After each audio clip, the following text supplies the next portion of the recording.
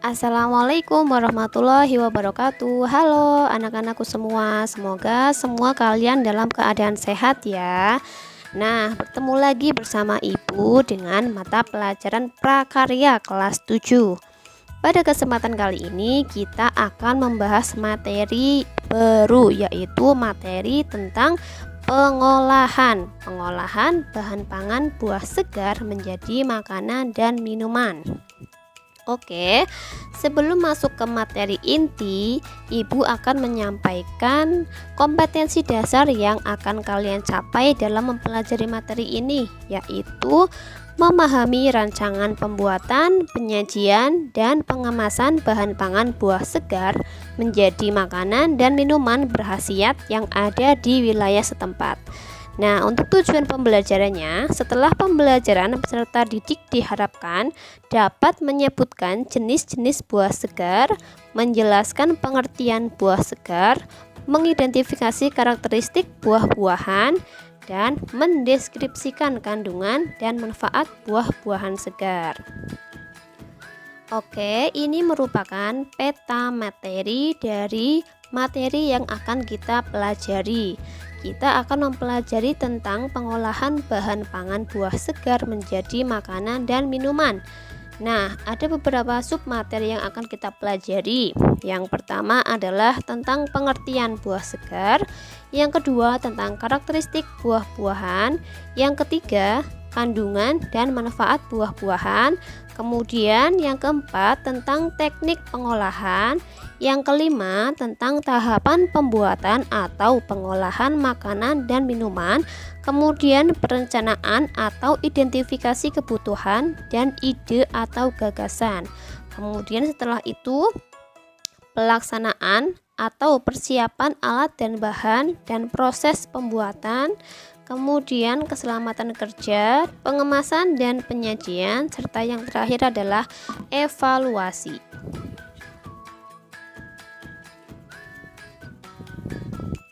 Kita masuk ke sub materi yang pertama, yaitu membahas tentang pengertian buah segar. Nah, di slide ada beberapa gambar contoh buah-buahan yang masih segar. Jadi buah-buahan merupakan menu penting makanan sehari-hari kita ya, karena buah memiliki kandungan nutrisi yang diperlukan oleh tubuh. Dan buah segar ini merupakan bahan pangan yang tidak memerlukan pengolahan, sudah dapat langsung dikonsumsi secara langsung. Jadi buah segar ini dapat dimakan langsung tanpa diolah terlebih dahulu karena rasanya sudah beraneka ragam, segar, dan memiliki bentuk serta warna yang menarik. Nah, kemudian buah segar termasuk juga makanan yang sangat disukai karena kaya akan nutrisi yang baik untuk pertumbuhan, kesehatan, dan kecantikan tubuh manusia. Kemudian submateri yang kedua kita membahas tentang karakteristik buah-buahan. Jadi berdasarkan sifatnya, buah-buahan dikelompokkan menjadi beberapa golongan. Yang pertama berdasarkan musim berbuahnya. Kalau berdasarkan musim berbuahnya itu terbagi menjadi dua. Yang pertama adalah buah musiman dan yang kedua adalah buah sepanjang tahun. Nah, untuk buah musiman ini adalah buah yang hanya ada di waktu musim tertentu. Pada suatu saat berbuah banyak dan pada saat yang lain tidak berbuah sama sekali. Contoh buah musiman yaitu ada duren, mangga, kedondong, duku, dan rambutan. Kemudian yang kedua ada buah sepanjang tahun. Buah sepanjang tahun ini adalah jenis buah-buahan yang tersedia sepanjang tahun. Buah ini dihasilkan dari tanaman yang berbuah sepanjang tahun, tidak tergantung musimnya. Nah, buah ini dapat kita nikmati kapan saja dan sepanjang tahun tersedia. Contoh buah sepanjang tahun diantaranya ada buah nanas, buah pisang, buah pepaya, buah jambu air, buah jambu biji, dan buah markisa. Kemudian karakteristik buah-buahan berdasarkan iklim tempat tumbuhnya juga terbagi menjadi dua. Yang pertama adalah buah tropis dan yang kedua adalah buah subtropis. Buah tropis adalah buah-buahan dari tanaman yang tumbuh di iklim panas atau tropis dengan suhu udara sekitar 25 derajat atau lebih. Contoh buah tropis adalah, contohnya ada buah pisang, buah pepaya, buah nanas, buah mangga, buah rambutan, dan buah durian. Kemudian buah subtropis. Buah subtropis itu adalah buah dari tanaman yang tumbuh di iklim sedang atau di daerah yang mempunyai suhu udara maksimum 22 derajat Celcius. Contoh buah subtropis diantaranya ada buah apel, buah jeruk, buah stroberi, buah anggur, dan sebagainya.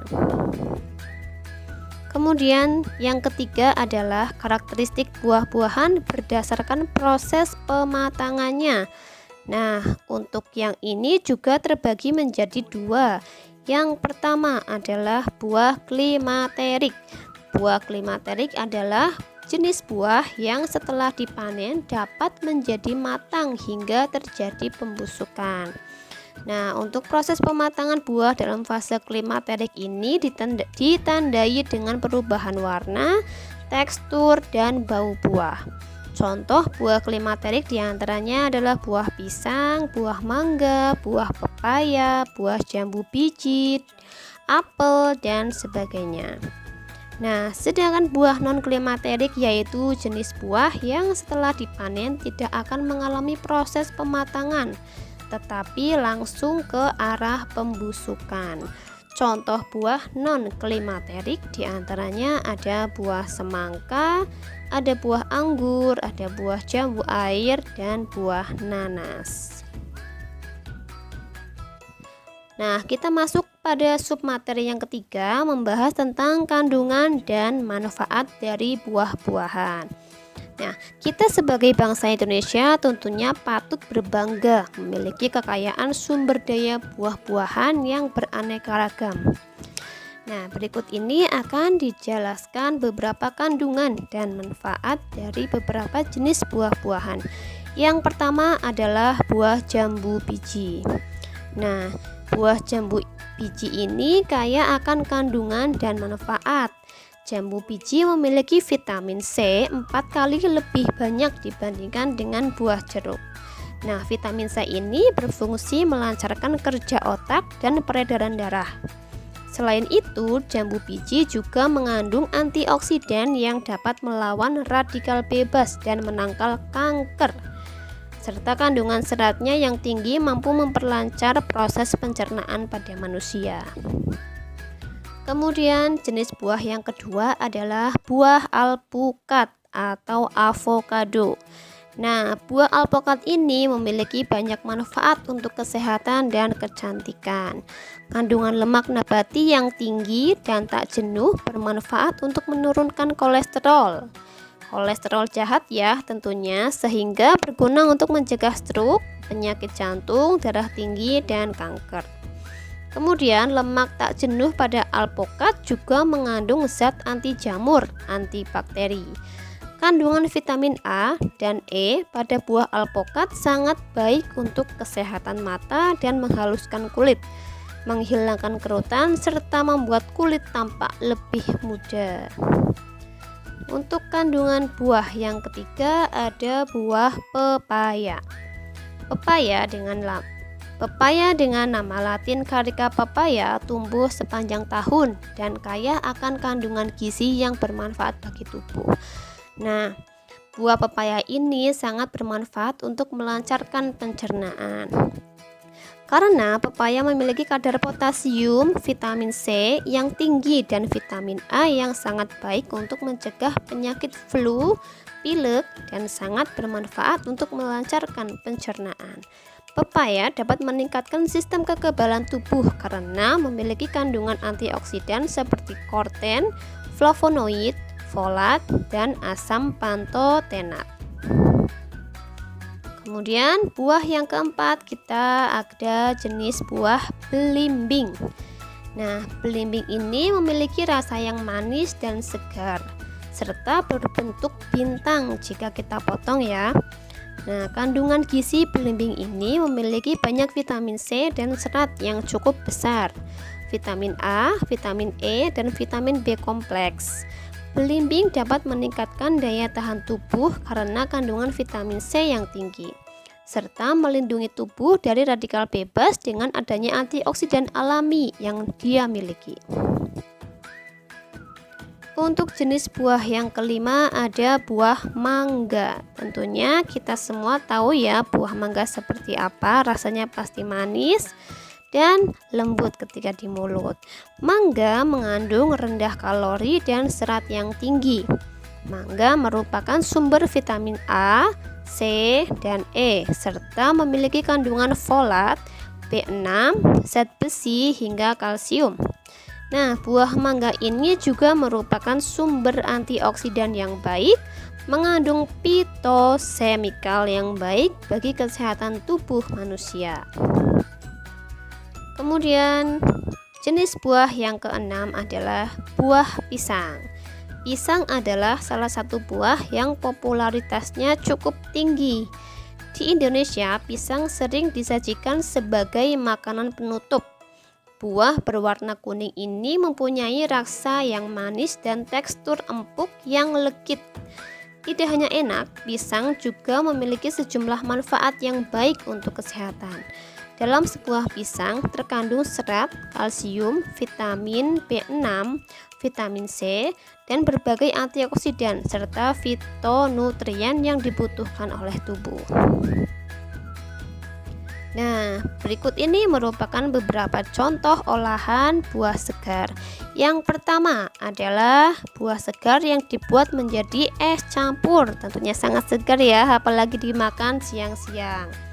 Kemudian yang kedua adalah puding yang terbuat dari buah nanas. Kemudian di gambar bawah ada es kelapa muda, sangat segar ya tentunya ya.